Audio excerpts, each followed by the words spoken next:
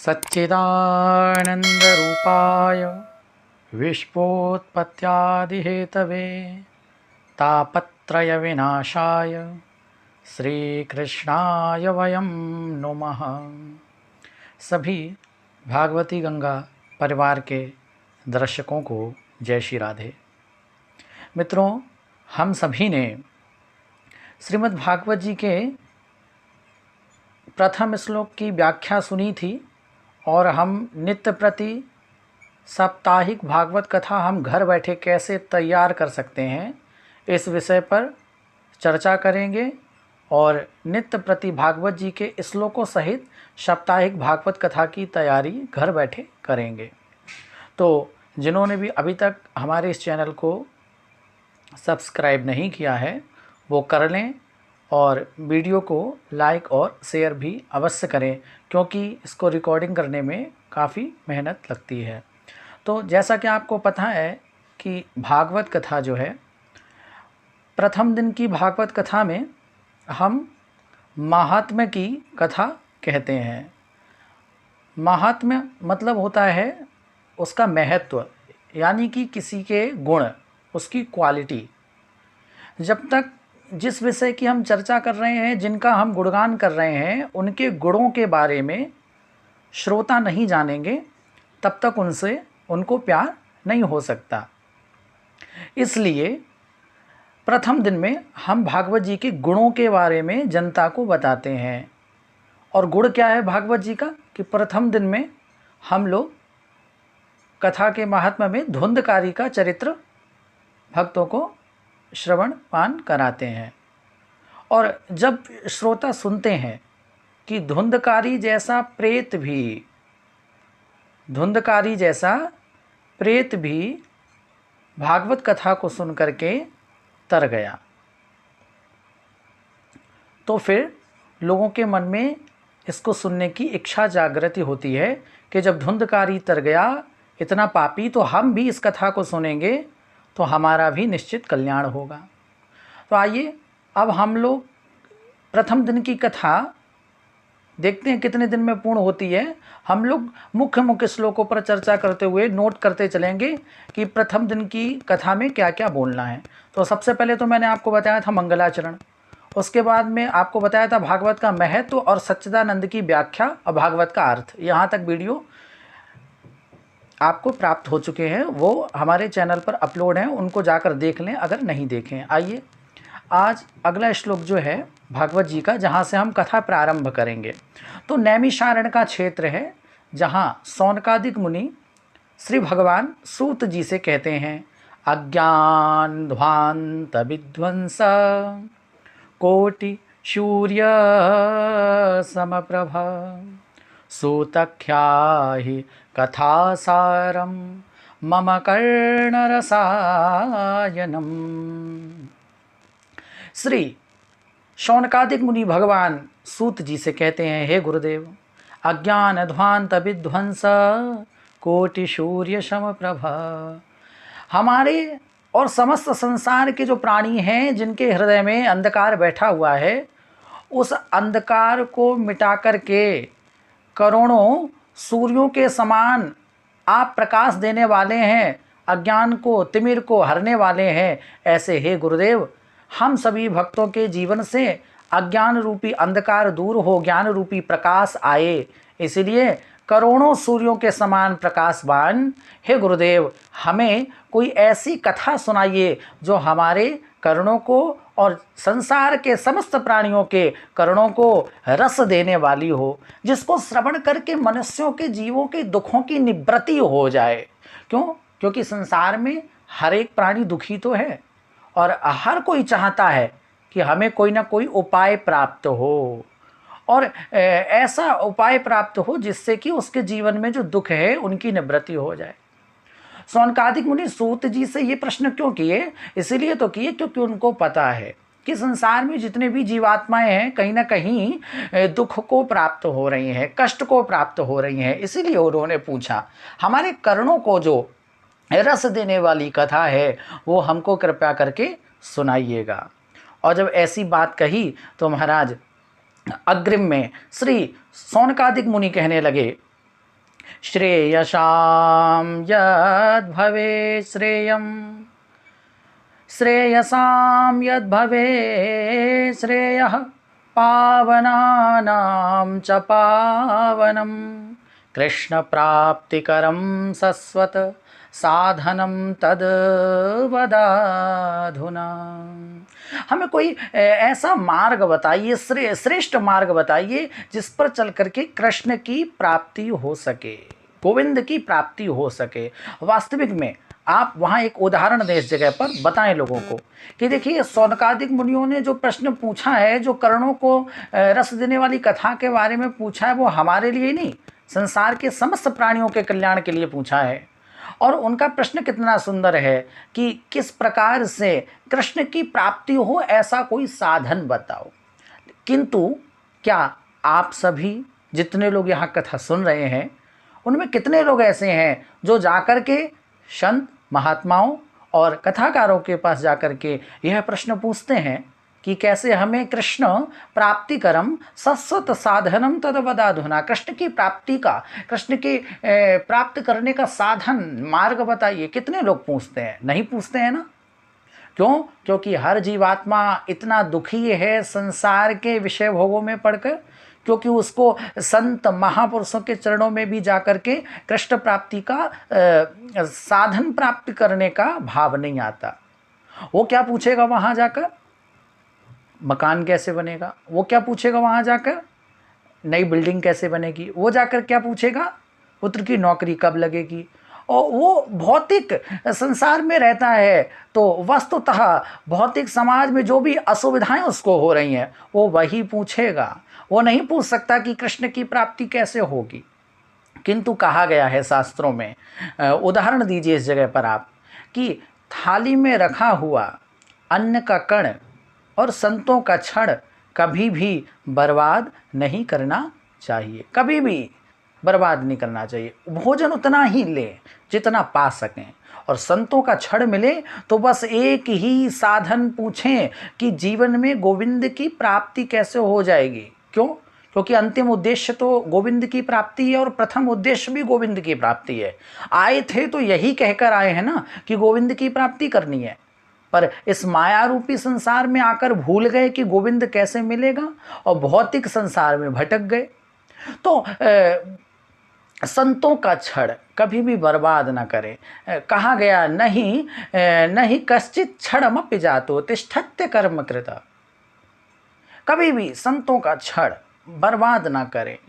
तो बड़ा सुंदर कृष्ण प्राप्ति का मार्ग पूछ रहे हैं कौन? शौनकादिक मुनि। किससे? भगवान सूत जी से। किस स्थान पर? नैमिषारण्य क्षेत्र में। आगे व्यास जी लिख रहे हैं कि देखो, बिना गुरु के कृष्ण प्राप्ति का साधन जीवात्मा को प्राप्त नहीं हो सकता। यहाँ पर आप एक गुरु की डेफिनेशन दे सकते हैं, आप गुरु के बारे में भी बोल सकते हैं, क्योंकि अगला श्लोक कई जगह पर हम प्रवचनों में भी प्रयोग कर सकते हैं।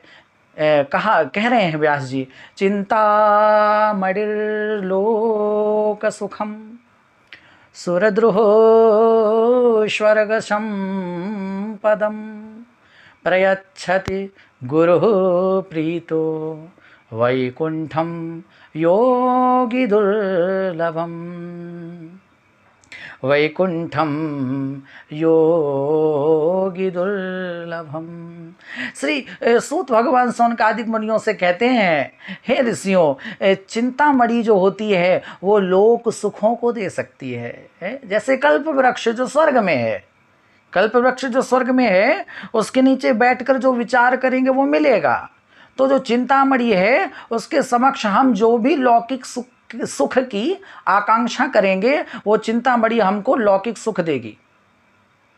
और सुरद्रोह स्वर्ग संपदम, कल्प वृक्ष जो है स्वर्ग के भौतिक सुखों को देगा, वहां जो विचार करेंगे वो कल्प वृक्ष देगा। किंतु प्रयच्छति गुरु प्रीतो, यदि गुरु चरणों में निष्ठा हो जाए, गुरु चरणों से प्रीति हो जाए, गुरु के मंत्र को धारण करने और उसको निरंतर जप करें, गुरु की सेवा करें, गुरु के प्रति निष्ठा हो, तो कहा गुरु की ही कृपा से, जो कोई नहीं कर सकता वो गुरु की कृपा कर सकती है। वैकुंठम योगी दुर्लभम, वो जो योगियों को भी कभी कभी दुर्लभ हो जाता है वैकुंठ, वो गुरु की कृपा से जीवात्मा को प्राप्ति कराते हैं गुरुदेव। जैसे डॉक्टर बीमार हो जाए तो कभी कभी रेयर कंडीशन में अपना इलाज स्वयं नहीं करता। एक डॉक्टर को भी जब घातक बीमारी हो जाती है, जब सिचुएशन क्रिटिकल हो जाती है, जब समस्या गंभीर हो जाती है डॉक्टर को, तो डॉक्टर कहाँ जाता है?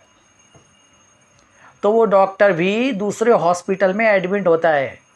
इसी प्रकार से गुरु जो आपको ज्ञान का मार्ग दिखा रहे हैं, वो भले ही अपने जीवन में कृष्ण से साक्षात्कार न कर पाए, किंतु ये गुरु के पास दावा अवश्य है कि वो योगियों को भी दुर्लभ जो वैकुंठ है उसकी प्राप्ति आपको अवश्य करा सकते हैं। इसलिए मार्ग पूछने से पहले जिन गुरुदेव के पास साधन पूछने जाएं, अपने गुरु में, अपने संत में पूर्ण निष्ठा का होना अति आवश्यक है। ऐसा सूत जी सौनकादिक मुनियों को बताते हैं। अग्रिम में सौनकादिक मुनि चिंतातुर भाव से श्री सूत भगवान से कह रहे हैं, काल ब्याल मुख ग्रास त्राश निर्णास हेतवे श्रीमद् भागवतम शास्त्रम कलो कीरेण भाषितम। वो सौनकादिक मुनि भगवान सूत जी से कहते हैं, हे गुरुदेव, इस संसार में कली रूपी अजगर ने अपना विशाल मुख फैला रखा है। आपने देखा है जब अजगर अपना मुख खोलता है तो अजगर के मुख के अंदर अगर कोई भी जीव जंतु चला जाए, वो जब तक ही सुरक्षित है, जब तक कि कब तक सुरक्षित है? वो जीव जब तक ही सुरक्षित है कि जब तक महाराज उसका मुख बंद नहीं होता। और उस अजगर का जब मुख बंद हो जाएगा तो क्या होगा? उस जीवात्मा के, उस जंतु के प्राण चले जाएंगे। तो इसी प्रकार से कली रूपी अजगर ने अपना मुख फैला रखा है। जब तक जीवात्मा का भजन चल रहा है, जब तक हम सब लोग राम राम जपते हैं, कृष्ण नाम जपते हैं, भजन करते हैं, तब तक तो हम सुरक्षित हैं। और अन्यथा में क्या? हमारे प्राण निकल जाएंगे, हमारे प्राण चले जाएंगे। तो काल रूपी अजगर ने मुख फैला रखा है, इसमें सुरक्षित कब तक है? तो कहा, माया दीपक नर पतंग भ्रम भ्रम वे पड़ंत कहत कबीर गुरु ज्ञान से एक आध उबरंत। बहुत से लोग काल रूपी अजगर के मुख में जाते हैं, उनका प्राणांत हो जाता है, पर कुछ विरला होते हैं जो उससे बच जाते हैं। वो कैसे? जैसे सायकालीन को उदाहरण ये यहाँ पर देना है आपको। जैसे सायकालीन को प्रकाश के लिए अपने कक्ष में एक दीपक जलाएं और उसमें बहुत से भौरे आकर के चक्कर लगाएंगे। कुछ भौरे अग्नि के पास जाएंगे, उनको पता है कि अग्नि के ज़्यादा समीप जाएंगे तो पंखों में अग्नि लग जाएगी, मर जाएंगे, फिर भी जाते हैं और मर जाते हैं। किंतु कुछ समझदार होते हैं जो थोड़ा बहुत यत्न करके बच जाते हैं। तो इसी प्रकार कली रूपी अजगर ने मुख फैला रखा है, इसमें है तो प्रवेश सभी का, लेकिन कुछ लोग मूर्खता बस जानते हैं कि नाम नहीं लेंगे तो इसके मुख में जाकर के इसका ग्रास बनना है, लेकिन वो चले जाएंगे। लेकिन कुछ जानते हैं तो वो उपाय करेंगे, भजन करेंगे, जप करेंगे और उसके मुख में जाकर के भी बाहर निकल आएंगे भजन के प्रभाव से, तो उनका अंत नहीं होगा। इसीलिए चिंता है किनको? सौनकादिक मुनियों को है कि काल रूपी अजगर ने विशाल मुख फैला रखा है और इसमें लोग फंस गए हैं। और उनकी मुक्ति का साधन कोई आप बताइए, क्या करें जिससे कि उनकी मुक्ति हो, उन पर भगवान की कृपा हो? तो कहते हैं श्री महाराज सूत जी, हे ऋषियों, मैं तुम्हें वो कथा सुनाऊंगा जो कभी कभी देवताओं को भी प्राप्त नहीं होती। कभी कभी देवताओं को भी जो कथा प्राप्त नहीं होती, वो कथा मैं तुम्हें सुनाऊंगा, और जिसको सुनने से जीवात्मा के जीवन में जितने भी पाप हैं या जितने भी दुख हैं उनसे उनकी निवृत्ति हो जाएगी। तो अब अगले श्लोक में आप अग्रिम कथा को बढ़ाएं और वहाँ कहेंगे कि एक समय की बात है, श्री सूत जी कहते हैं सौनकादिक मुनियों से, एवं विनिमये जाते सुधा राज्ञा प्रपीयताम प्रपश्यामो वयं सर्वे श्रीमद्भागवतामृतम। और वो जो कभी कभी जो देवताओं को भी दुर्लभ है श्रीमद् भागवत कथा, वो कथा जो है जब श्री सुखदेव जी ने शुक्रताल की पावन माटी में किनको सुनाई, राजा परीक्षित को सुनाई, तो ऐसा समाचार देवताओं के राजा इंद्र को प्राप्त हो गया कि शुक्रताल की पावन माटी में भागवत की कथा श्री सुखदेव जी राजन परीक्षित को सुना रहे हैं। तो श्लोक संख्या कौन सी है? ये 15 है। तो 15 नंबर के श्लोक में अर्थ सहित आप बताएं कि एक समय की बात है जिस समय श्री सुखदेव जी ने शुक्रताल की पावन माटी पर राजन परीक्षित को कथा श्रवण कराई, तो देवताओं का राजा इंद्र है उसको पता लग गया और वो कथा का रसपान करने के लिए, विनिमय करने के लिए वहाँ उपस्थित हो गया। और क्या लाया? देवता जो हैं वो सभी इंद्र के साथ चल दिए। देवताओं का राजा इंद्र आगे आगे, उसके हाथ में अमृत का भरा हुआ कलश, और आकर कहने लगा एवं विनिमये जाते सुधा राज्ञा प्रपीयताम। हे महाराज, आप जो परीक्षित को भागवत कथा श्रवण करा रहे हैं ना, ये कथा आप हमें सुना दें, और इसके बदले में परीक्षित को आप इसीलिए तो कथा सुना रहे हैं ना कि 7 दिन में इसकी मृत्यु हो जाएगी। बोले हाँ, तो ऐसा करिए ना कि इस कथा के चक्कर में क्यों पड़े हैं। तो बोले फिर क्या करें? बोले मैं अमृत का कलश लाया हूँ ना, अमृत एक बार पिला दीजिए, फिर तो उसकी कभी मृत्यु ही नहीं होगी, अमृत का पान करा दीजिए। और जैसे ही कहा विनिमय कर लो, तो महाराज मुस्कुरा करके श्री सुखदेव जी हंसे और कहने लगे क्वशुधा क्व कथा लोके क्व काचः क्वा मणिर्महान् ब्रह्मरातो विचार्य एवं तदा देवांजहाशः। श्री सुखदेव भगवान बोले क्वशुधा, कहाँ अमृत, क्व कथा, कहाँ कथा। जिस प्रकार से एक मणि और एक कांच का टुकड़ा देखने में एक जैसे हैं, लेकिन जौहर ही पहचान सकता है कि कांच के टुकड़े की क्या कीमत है और मणि की क्या कीमत है, दोनों में क्या अंतर है। इसी प्रकार सुखदेव भगवान कहते कहाँ ये तुम्हारा अमृत और कहाँ हमारी भागवत रूपी अमृतमयी कथा, दोनों में तो जमीन आसमान का अंतर है। कोई ब्रह्म ज्ञानी होगा जो विचारणीय विषय समझकर जान लेगा कि इस अमृत और कथा दोनों में जमीन आसमान का अंतर है। इसलिए सुखदेव जी कहते हैं भाई देवताओं, ये तो बात तुम्हारी स्वीकार नहीं होगी, हम ये विनिमय नहीं कर सकते। तुम्हारा अमृत पी करके यहाँ बताएं कि क्यों मना कर रहे हैं सुखदेव जी। सुखदेव जी कहते हैं अमृत पी करके भले ही एक बार किसी को मरना पड़े, किंतु मैं जानता हूं कि भागवत सुनने के बाद मृत्यु तो होती है, किंतु वो मृत्यु नहीं होती, वो मृत्यु उसकी वरदान हो जाती है। क्योंकि भागवत को सुनने के बाद में जीवात्मा की मृत्यु होती नहीं, उसका तरण होता है, उसको भगवत चरणों की प्राप्ति होती है, उसे भगवान का श्री धाम मिलता है, उसको भगवान का श्री धाम मिलता है। तो इसीलिए यहाँ पर देवताओं के राजा इंद्र और समस्त देवताओं को मना कर दिया। क्या कह दिया? बोले अभक्तास्तांश विज्ञाय न ददौ सा कथामृतम श्रीमद्भागवती वार्ता शुराणामपि दुर्लभा, शुराणामपि दुर्लभा।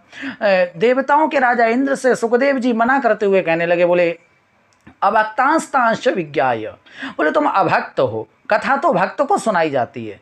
कथा तो किसको सुनाई जाती है? बोले जो निर्मत्सर है उसको कथा का पान कराया जाता है, और तुम यहाँ मेरी कथा को खरीदने आए हो, विनिमय करने आए हो। और कथा विनिमय से नहीं मिलती, कथा कब मिलती है? समर्पण से, जिज्ञासा से। देखो, ज्ञान की प्राप्ति करनी है तो जिज्ञासा का व्यय करना होगा, है। ज्ञान सब चीज़ को खरीदने के लिए कुछ ना कुछ तो मूल्य चुकाना ही होता है भाई। जब भाव बिना बाजार में कोई वस्तु मिले ना मोल, और भाव बिना हरि मिले कैसे, वह तो बहुत अनमोल।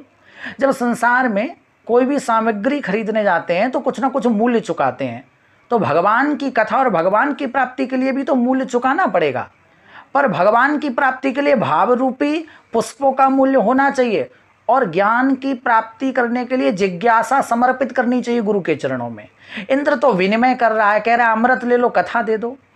तो सुखदेव जी कहते हैं अगर यहाँ पर जिज्ञासु बन के आता तो कथा का पान कराता, लेकिन ये तो यहाँ विनिमय करने आया इसलिए कथा इसको नहीं सुनाऊंगा। तो अभक्त बोल दिया, बोले निर्मत्सर को, निर्मत्सर है जिसके मन में छल कपट नहीं है, जो समर्पित भाव से आता है उसको कथा मिलती है, मना कर दिया सुनाने से। तो देवताओं का मुख जो था, मुखमंडल उदास हो गया। इंद्र आदि सभी देवता शुक्रताल की पावन माटी से चल दिए, अपने स्वर्ग की ओर मुंह लटकाए हुए। अब अच्छा, यहाँ एक विचार का विषय है, आप यहाँ एक उदाहरण दें कि देखो स्वर्ग में अमृत का भरा हुआ कलश है, देवताओं ने भी पान किया, सबने पान कर लिया, लेकिन ये अमृत है कैसा जो आज तक कभी पूर्ण हुआ ही नहीं, भरा ही रहता है अमृत का कलश, कभी खत्म होता ही नहीं। तो आप यहाँ एक उदाहरण दिए देवताओं का अमृत है कैसा। एक बार 3 गप्पी थे, है ना, 3 व्यक्ति जो बहुत हास्य रस से भरे हुए थे, जहाँ भी बैठ जाते थे चारों ओर लोगों के मुखमंडल पर हंसी आ जाती थी। ऐसे 3 व्यक्तियों ने एक बार कहा, तुमको पता है कि सबसे ज़्यादा घी किसके घर में खर्च होता है? तो तीनों लोग कहने लगे हमारे घर में, हमारे घर में, हमारे घर में। तो बोले ऐसे नहीं, अपना अपना बताओ भाई कि किनके घर में कितना घी खर्च होता है। तो पहला व्यक्ति बोला घी तो हमारे यहाँ बहुत खर्च होता है, लेकिन डिब्बा पूरा का पूरा भरा ही है वैसा ही। तो दोनों बोले क्या मतलब, घी तो बहुत खर्च होता है, डिब्बा भरा है मतलब। तो व्यक्ति कहने लगा देखो घी भी खर्च होता है और डिब्बा भरा रहता है, वो कैसे? सुनो, हमने घी 1 किलो एक डिब्बे में बंद करके रखा। अब जब रोटी खाने की बारी आती है तो हम क्या करते हैं कि पहले तो सबसे ऊपर वाली रोटी में थोड़ा सा घी लगाते हैं और लास्ट वाली रोटी में भी थोड़ा सा घी लगाते हैं, और उसके बाद में एक रोटी ऊपर और एक रोटी नीचे, बाकी बीच में बंद कर देते हैं। और बस भैया सब में महक आ जाती है, हो गया काम। और 1 महीने से भरा रखा हुआ है, घी खत्म नहीं हुआ। दूसरा बोला अरे तेरा कुछ नहीं, मेरा सुन। दूसरा वाला बोला कि सुन मैं क्या करता हूँ। बोले क्या? बोले मैं एक काम करता हूँ कि एक बड़ी सी पतली सुई लेके आता हूँ। अच्छा, फिर क्या करता है? बोले उस सुई को घी के डिब्बे में डुबोता हूँ। ठीक, फिर क्या करता है?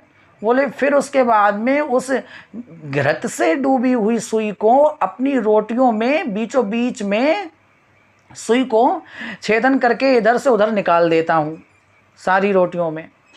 तो घृत की मात्रा पूरी वैसी ही रहती है और घृत समस्त जो है रोटियों में लग जाता है। अब तीसरा वाला जो था वो तो और ही उससे महान था। वो बोला तुम लोग कुछ नहीं करते हो, मैं देखो क्या करता हूँ। बोले क्या करते हो? बोले मैं सारी रोटियों को रख लेता हूँ और रखने के बाद में अपने घृत के डिब्बे को खोल लेता हूँ, उसमें से आती है बढ़िया बढ़िया महक, उसका ही बस स्वाद लेता रहता हूँ। और उसके बाद में सारी रोटियों को यूँ समझ के खाता हूँ जैसे घी की चुपड़ी सारी रोटी हैं। तो किसी प्रकार से तीनों एक से एक बड़े महान थे, घी का डिब्बा भरा रहा और घी का आनंद भी आता रहा। ऐसे ही ये देवता हैं जो विनिमय करने आए कि कथा दे दो और अमृत ले लो। अमृत का कलश भरा ही रहता है, कभी खर्च हुआ ही नहीं इनके जीवन में। अब देखिए अग्रिम में कथा के क्रम में क्या हुआ कि देवराज जो इंद्र हैं मुंह लटका करके जा रहे थे और देवताओं के पिताजी हैं ब्रह्मा जी, इन्होंने देखा मेरे पुत्रों का चेहरा लटका हुआ है, क्या बात है? तो ब्रह्मा जी आकर के पूछने लगे कि भाई आप लोग आज अपना चेहरा उदास किए हुए कहाँ जा रहे हो? तो इंद्र ने सारी बात ब्रह्मा जी को बता दी कि हम वहाँ ऐसे ऐसे अमृत लेकर कथा सुनने गए, सुखदेव जी ने कथा का पान कराने से मना कर दिया। तो ब्रह्मा जी अपने पुत्रों को लेकर आए पुनः और व्यास जी से बोले हमने वेदों को बनाया, पुराणों को बनाया, क्या वेद और पुराणों से भी बड़े अधिक भार जो है वेद पुराणों से क्या आपकी इस भागवत जी का है जो आपने सुनाने से मना कर दिया? तो सुखदेव जी बोले हमें क्या पता, आप ही तौल लो। तो ब्रह्मा ने मंगाया तराजू, एक तरफ वेद पुराण रखे और अकेली रखी भागवत जी, और क्या घटना घटी? तो श्लोक संख्या यहाँ पर 19 में आप बताएंगे कि जब तौलना शुरू किया ब्रह्मा ने, एक तरफ तो सारे पुराण, एक तरफ अकेली भागवत जी, क्या हुआ?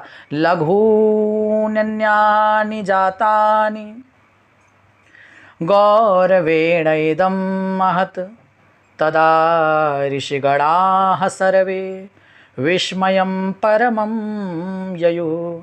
लघून्यानि जातानि गौरवेण इदं महत् तदा ऋषिगणाः सर्वे विस्मयं परमं ययुः। तो जो भागवत का पड़ला था उसमें चूंकि वजन ज़्यादा था और वजन ज़्यादा होने के कारण वो पड़ला जो था वो नीचे झुक गया और अन्य जो पड़ले थे वो ऊंचे उठ गए हैं। तो भाई जिसमें वजन होगा वही तो झुकेगा है। कहा गया है कि अकड़ना तो मुर्दे की पहचान होती है और झुकता वही है जिसके अंदर जान होती है। तो वेद और पुराणों से भी अधिक बलशाली भागवत जी क्यों हैं? आपको एक दिन बताया था पिछले वीडियो में कि अयम प्रत्यक्षः कृष्ण एव ही। भागवत जी कोई साधारण तो है नहीं, एक पुस्तक होती तो अकेली कमजोर पड़ती, ये तो साक्षात वांग्मय स्वरूप था भगवान का। तो मानो भागवत जी के रूप में स्वयं ठाकुर जी आकर बैठ गए, और जहाँ ठाकुर जी आकर स्वयं बैठ जाएं उसका पड़ला तो भारी हो ही जाएगा। तो भागवत जी झुक गई वजन के कारण, और वैसे ही ब्रह्मा जी ने भी भागवत जी को प्रणाम किया, समस्त देवताओं ने भागवत जी को प्रणाम किया और वहाँ से चले गए। और अग्रिम पंक्ति में सुखदेव जी ने परीक्षित जी को साप्ताहिक कथा सुनाई। तो आज हम इतने ही श्लोकों को रखते हैं और आशा है कि आप इस वीडियो को अच्छे से श्रवण करेंगे, नोट करेंगे, और आपको अगर कुछ और विचार लगता है कि क्या सुधार किया जाए, क्या अच्छा किया जाए, तो आप कमेंट बॉक्स में ज़रूर बताएं। वीडियो को लाइक और शेयर अवश्य करें। जय श्री राधे, जय श्री श्याम।